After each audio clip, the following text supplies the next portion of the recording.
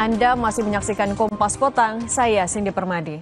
Saudara, usai di demo masyarakat soal tunjangan rumah anggota DPR RI, Wakil Ketua DPR RI Sufmi Dasko Ahmad menjelaskan, tunjangan rumah dibayarkan 50 juta rupiah per bulan hanya selama 1 tahun untuk biaya sewa rumah selama 5 tahun menjabat. Dasko menjelaskan, usai tak lagi mendapatkan fasilitas rumah dinas, anggota DPR RI mendapat uang tunjangan rumah sebesar 50 juta rupiah per bulan. Itu akan diberikan selama 1 tahun terhitung dari Oktober 2024 hingga Oktober 2025. Besaran uang digunakan untuk kontrak rumah sepanjang 1 periode menjabat, 2024 hingga 2029 atau selama 5 tahun. Anggota DPR RI tidak akan mendapat tunjangan rumah per November 2025. DPR itu mendapatkan tunjangan perumahan setiap bulannya 50 juta dari bulan Oktober 2024 sampai dengan bulan Oktober 2025, yang mana uang tersebut akan dipakai untuk kontrak rumah selama masa jabatan anggota DPR 5 tahun, yaitu selama 2024 dan sampai dengan 2029. Jadi setelah Oktober 2025, setelah bulan Oktober 2025, anggota DPR itu tidak akan mendapatkan tunjangan kontrak rumah lagi. Masa pengunjuk rasa memadati area sekitar gedung DPR sejak pukul 10 pagi, Senin 25 Agustus 2025. Polisi menyebut setidaknya ada 6 elemen masyarakat yang ikut serta dalam unjuk rasa dengan salah satu agendanya menolak kenaikan gaji dan tunjangan anggota DPR. Aksi massa kemudian diwarnai kericuhan setelah adanya 1 motor yang dibakar. Sebagian pengunjuk rasa berlarian. Sejumlah polisi bermotor lalu datang untuk memecah kerumunan. Aksi berkembang menjadi perusakan sejumlah fasilitas di area gedung DPR, di antaranya fasilitas pintu masuk motor. Massa bahkan memecahkan kaca dan pos penjagaan. Seorang pengunjuk rasa menilai gaji dan tunjangan yang diterima anggota DPR tidak sesuai dengan kinerja mereka selama ini. Hari ini mereka digaji dengan tinggi, tapi kebijakan-kebijakan yang harusnya pro terhadap rakyat dia tidak lakukan. Namun mereka mempercepat RUU yang pro terhadap oligarki hadir menemui masa aksi. Karena kemarin statement daripada Bu Puan Maharani mengatakan, silakan datang ke gedung DPR, pintu terbuka lebar untuk menyampaikan kritik dan saran. Maka hari ini kita konkretkan, kita yakinkan, kita datang di sini dibuka. Namun kita lihat bersama-sama, kita dibenturkan dengan pihak kepolisian. Anggota Komisi 2 DPR RI dari fraksi Partai Golkar, Ahmad Irawan mengatakan, tunjangan yang diterima untuk mempermudah anggota dewan memperjuangkan warga yang ada di daerah pemilihannya.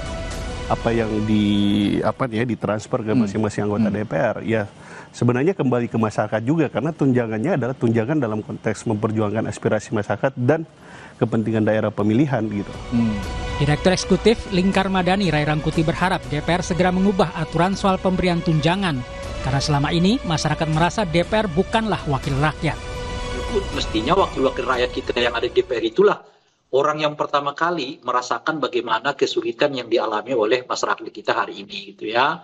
Bagaimana keresahan bisa menjalar begitu cepat di tengah masyarakat kita terkait dengan begitu banyak ya persoalan-persoalan yang dihadapi entah dari itu.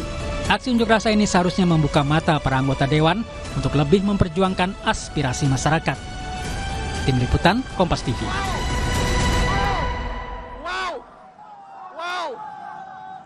Bagaimana DPR menyikapi tuntutan dan aspirasi masyarakat yang menentang jumlah fantastis tunjangan anggota DPR? Kita bahas bersama Ketua BEM Universitas Indra Prasta PGRI Abdul Wahid Kaliki, Direktur Eksekutif Lingkar Madani Ray Rangkuti, dan anggota Komisi 2 DPR RI fraksi Golkar Ahmad Irawan. Selamat petang semuanya. Malam Mbak, malam. Assalamualaikum warahmatullahi wabarakatuh. Waalaikumsalam warahmatullahi wabarakatuh. Saya mau ke Mas Wahid dulu. Mas Wahid, saya mau konfirmasi, kemarin jadinya ada anggota DPR-kah yang menemui mahasiswa berdialog audiensi? Oke, baik. Terima kasih tim Kompas TV.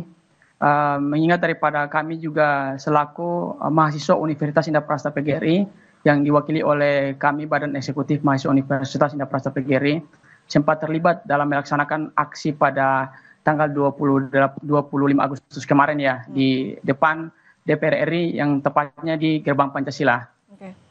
kalau dari tim DPR sendiri tidak ada konfirmasi untuk atau niat untuk menemui kami masa aksi, khususnya dari Badan Eksekutif Mahasiswa Universitas Indah Prasta PGRI.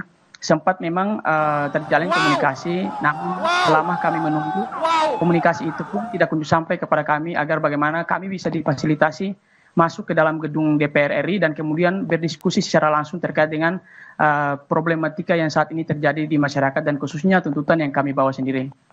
Oke, kalau gitu saya mau ke Mas Irawan. Mas Irawan, katanya kemarin belum ada nih pertemuan, tapi demo kan tidak hanya di Jakarta, hari ini juga ada di Medan. Salah satu disoroti adalah soal tunjangan. Gimana sih DPR menindaklanjuti dari aspirasi?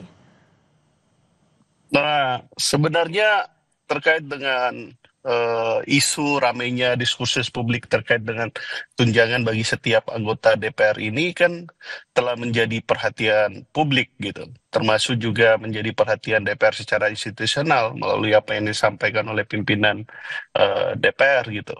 Jadi yang menjadi tuntutan, yang menjadi aspirasi telah didengarkan oleh DPR, dan saya kira tadi juga oleh Kompas tadi sudah ada update-nya bahwa pimpinan DPR telah menyampaikan bahwa kaitannya dengan apa yang menjadi aspirasi itu telah dipenuhi oleh DPR. Tapi mau Gitu, Mbak. menegaskan dulu untuk dasar hukumnya, ini apa? Kan kalau di surat sekjen sebelumnya nggak ada keterangan kalau cuma 1 tahun, memang hanya 1 tahun sebenarnya? Wah, itu saya nggak tahu, Mbak, karena kaitannya dengan tunjangan dan lain sebagainya itu diurus oleh Kesekretariatan Jenderal, dan anggota DPR seperti kami ya, kami tidak mengetahui semua hal secara teknis administratif, kami hanya menerima apa yang diberikan oleh negara. Ini memang belum tersosialisasi bahkan ke anggota DPR-nya sendiri, atau memang ini adalah aturan baru? Apanya, Mbak? Ini yang untuk tunjangan yang hanya 1 tahun untuk tunjangan rumah. Ya, kami telah mendengarkan melalui pemberitaan media, dan kemudian kami juga telah mendapatkan arahan, dan saya kira itu satu keputusan yang strategis, bagian dari proses DPR mendengar apa yang menjadi aspirasi dan tuntutan publik. Oke, kalau gitu saya ke Bung Rey Rangkuti. Bung Rey, kalau dari Wakil Ketua DPR, Sufmi Dasko Ahmad kan bilang ini sebenarnya cuma kesalahpahaman aja. Ini benar cuma kesalahpahaman atau ketidakterbukaan yang menyebabkan publik bingung akhirnya? Saya kira yang kedua, lebih banyak karena disebabkan ketidakterbukaan. Jangankan kepada rakyat, bahkan kepada anggota DPR sendiri pun ya keterbukaan itu nggak tercipta. Tadi Bung Ahmad sudah menyebutkan kepada kita ya, bagaimana mereka nggak ngerti angka 50 juta itu datang dari mana. Kan pokoknya mereka tiba-tiba udah disebutkan akan dapat dana tunjangan sekitar 50 juta per bulan bagi setiap anggota DPR gitu. Jadi hubungannya kayaknya cuma sekretariat DPR, lalu Menteri Keuangan, plus mungkin nanti adalah pimpinan DPR gitu. Dan ini bukan mekanisme yang tiba-tiba. Ini udah terjadi berulang kali ya di DPR itu. Saya kan sejak tahun berapa itu ya, sejak tahun 2000-an kali ya udah berulang kali soal hal-hal yang didapatkan dengan sangat mewah oleh anggota DPR gitu. Dari misalnya soal tunjangan ini, tunjangan itu, ya mobil, ya kan, lalu rencana pembangunan gedung mewah di DPR dahulu di zamannya Pak Marzuki Ali, itu semuanya pernah kita protes gitu. Tapi umumnya jawaban dari anggota DPR itu nggak tahu. Kok tiba-tiba misalnya laptop, kami nggak pernah minta laptop loh, kok tiba-tiba ada gitu ya kan? Atau kursi empuk ya yang diberikan ke mengganti kursi yang lama di DPR juga nggak diketahui oleh anggota DPR. Perbaikan ruang kantor di ruang kantor setiap anggota DPR di DPR itu nggak tahu juga. Termasuk yang sekarang tuh ya sulitnya masyarakat mengakses ke DPR itu karena pintunya banyak sekali gitu loh, Pak. Saking banyaknya justru yang itu juga bikin bingung ya, Bung Rey. Nah, kalau gitu Mas Ira, itu pun ditanya oleh anggota DPR, saya juga nggak ngerti kenapa harus cetak begitu gitu. Oke, kalau gitu Mas Wahid, kalau kata Wakil Ketua DPR ini kesalahpahaman aja dan akan berhenti kok di bulan Oktober. Ini penjelasan yang bisa Anda terima? Kalau dari kami, dari kalangan mahasiswa, tentu ini memang secara akal sehat itu tidak bisa kita terima ya. Karena mengingat informasi memang harus mendalam dan keterbukaan terhadap semua publik yang ada di Republik Indonesia, khususnya di lingkungan masyarakat dan mahasiswa. Sementara tadi dari salah satu anggota DPR juga yang Bang Ahmad ya, yang sudah mengatakan bahwa dari mereka sendiri saja tidak mengetahui hal tersebut. Nah, ini menjadi kerancuan tersendiri. Apakah memang itu langsung diputuskan oleh pimpinannya, ataukah memang ada persetujuan dari pihak-pihak anggota DPR lain yang memang karena Bang Ahmad tidak mengakses informasi secara penuh, akhirnya dari beliau sendiri tidak mengetahui hal tersebut. Nah, kalau dari kami, saya ingin mengklarifikasi. Jadi bukan saya tidak mengetahui, tapi kaitannya dengan hak-hak administratif, keprotokoleran dan lain sebagainya itu menjadi wilayah kesekjenan gitu loh. Oke, tapi Gitu.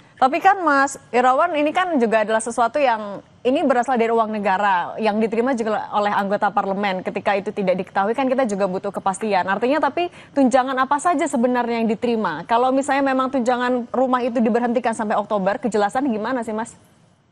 Nah, itu yang kami sampaikan, yang ingin kami menyampaikan terima kasih atas apa yang diberikan oleh negara kepada kami dalam rangka menjalankan tugas, fungsi, dan kewenangan kami gitu. Nah, kaitannya dengan pertanyaan yang seperti yang Mbak sampaikan, ya saya ingin mengatakan bahwa pertanyaan ini adalah pertanyaan yang sensitif dalam situasi sekarang, sehingga apapun yang menjadi jawaban kami itu pasti ditangkapnya dengan dianggap sebagai suatu hal yang keliru gitu loh. Padahal kaitannya dengan tunjangan itu kan dalam rangka untuk mengoptimalisasi pelaksanaan tugas, fungsi, dan kewenangan kami sebagai anggota DPR, baik itu fungsi legislasi, pengawasan, maupun dalam rangka mendukung kinerja kami di daerah pemilihan gitu. Oke, justru ini juga kita mau meluruskan, kita bukan ruang diskusi, tapi Mas Irawan mau memastikan. Artinya kalau memang tunjangan rumah hanya sampai Oktober, hanya 1 tahun, Anda juga sebagai anggota DPR yang menerima, tidak masalah itu ya?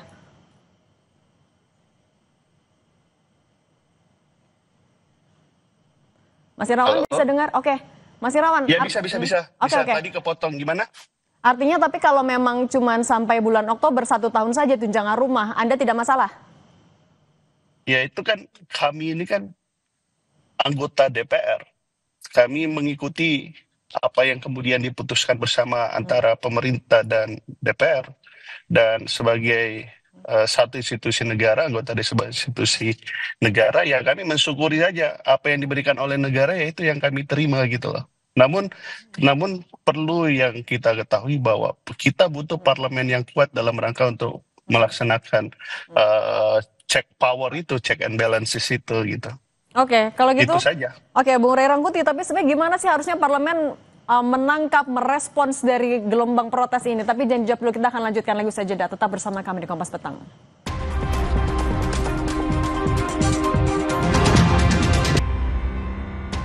Kami lanjutkan dialog kami. Bung Ray Rangkuti, ini kalau melihat respons dari Wakil Ketua DPR Sufmi Dasko Ahmad, ini sebenarnya hanya respons untuk menenangkan saja atau ya memang ini adalah kebijakan udah jelas? Ini gimana sih kalau Anda melihatnya?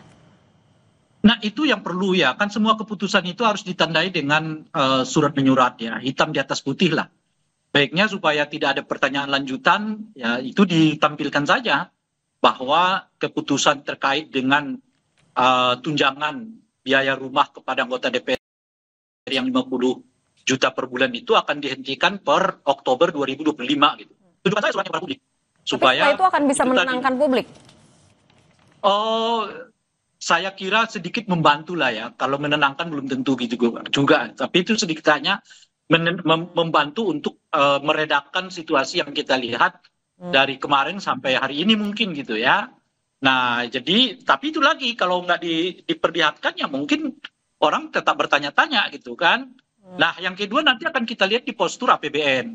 Apakah APBN tahun 2026 misalnya alokasi pendanaan terhadap rumah anggota DPR itu masih ada atau tidak? Realisasinya gitu. Tapi intinya begini ya, harus dicermati betul. Pernyataan ini harus dilihat dalam kerangka kebenarannya ya mungkin 50-60%, 40%-nya harus tetap dikawal sehingga betul-betul terrealisasi ya bahwa tunjangan ini hanya sampai per Oktober 2025. Nah, tadi misalnya Pak Dasko menyebut ini yang kurang tersosialisasi. Lah kok bisa itu kurang tersosialisasi?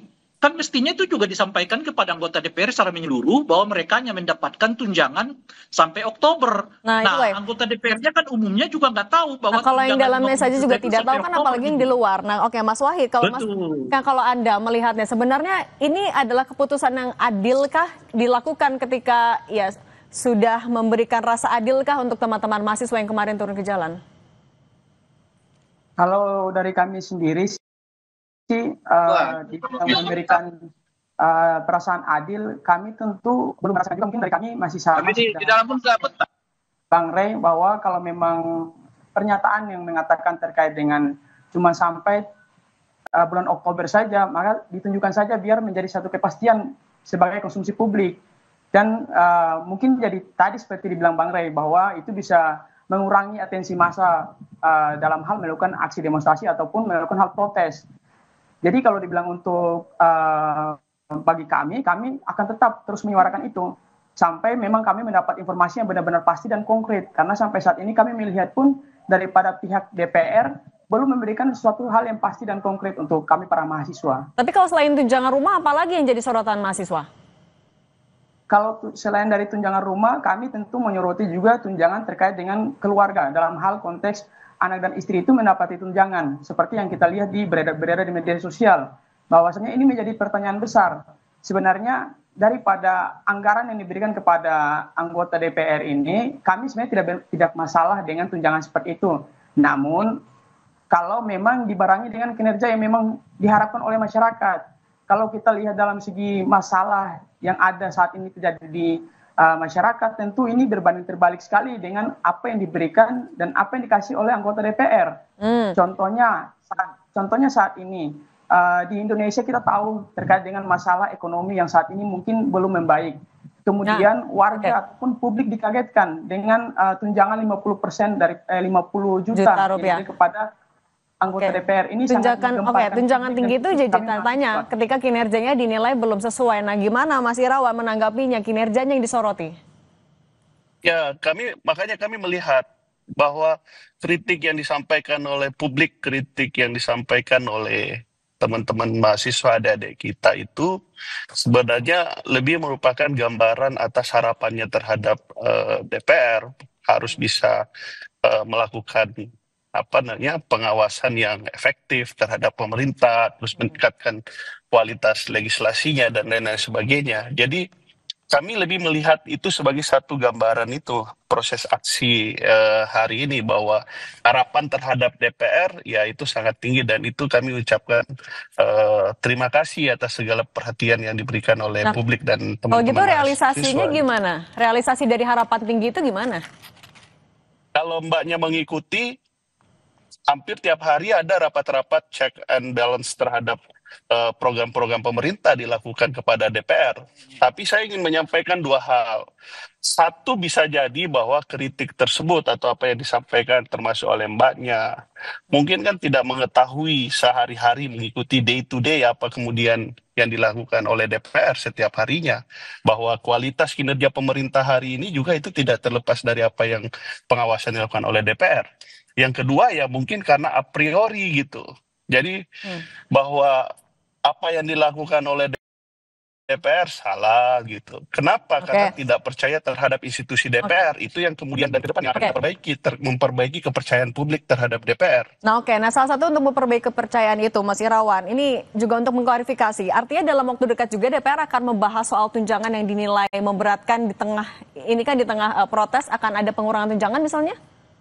Mbak, saya sekali lagi ingin menyampaikan bahwa terkait dengan hak-hak administrasi, hak protokoler, dan lain-lain sebagainya yang memang telah menjadi hak yang telah diatur dalam undang-undang, itu menjadi wilayahnya kesekjenan untuk kemudian bisa memberikan jawaban yang jelas dan pasti terkait dengan hak-hak yang diterima oleh DPR. Kami anggota DPR kan hanya bekerja apa yang menjadi tupoksi kami, di luar tupoksi kami ya tidak kami kerjakan gitu.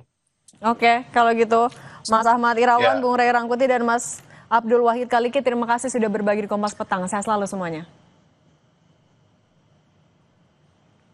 Saudara, usai jeda kami akan kembali dengan informasi polisi membenarkan salah satu otak penculikan Muhammad Ilham Pradip